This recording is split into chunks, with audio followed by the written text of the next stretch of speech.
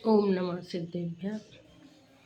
सात तत्व की भूल के कारण व्यक्ति अग्रहित मिथ्यात्व से घिरा हुआ है। उसे समझ नहीं आ पा रहा है। वह सुख तो चाहता है लेकिन सुख की काम नहीं करना चाहता। वह प्रसिद्धि तो चाहता है लेकिन मेहनत नहीं करना चाहता। पुरुषार्थ जीवन में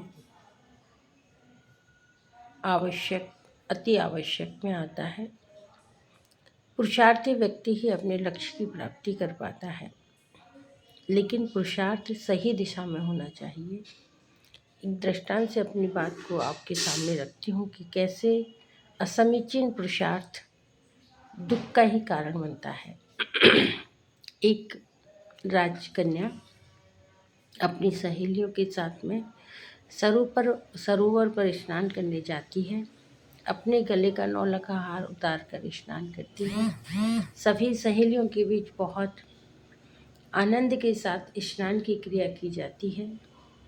लौटकर आती अपने कपड़े पहनती है और नौलखा हार को ढूंढती है, नहीं मिलता है। सहेलियों से पूछती है, लेकिन किसी भी सहेलियों की कोई गलती नहीं थी। किसी ने कोई भी किसी प्रकार की हंसी मजाक नहीं की थी। यह बात आकर के राज दरबार में बता दी जाती है और घोषणा करवा दी जाती है कि जो कोई भी नौलखा हार को ढूंढ कर देगा उसे 1 लाख रुपये इनाम दिया जाएगा। वहाँ एक ग्वाला पहुँचता है, उसे हार दिखता है, वो अत्यंत खुश होता है, मुझे तो 1 लाख रुपया मिलने वाला है। और वो पानी में हाथ डालता है क्योंकि प्रतिबिंब पानी में दिखाई दे रहा था। तो प्रतिबिंब तो दिखाई दे रहा था, लेकिन जैसे ही वो हाथ डालता है तो उसके हाथ में कीचड़ आता है। 1 बार प्रयास करता है, 2 बार प्रयास करता है, 3 बार प्रयास करता है, हताश होकर कार्य को छोड़ देता है। इसी प्रकार वहाँ पर अचानक एक संत आते हैं जो बहुत विवेकवान, बुद्धिवान होते हैं, ज्ञानी जीव होते हैं। वो समझ लेते हैं कि नौलखा हार का प्रतिबिंब पानी में है, हार तो वृक्ष के ऊपर पक्षी ले जा करके टांग चुका है। बंधुओं,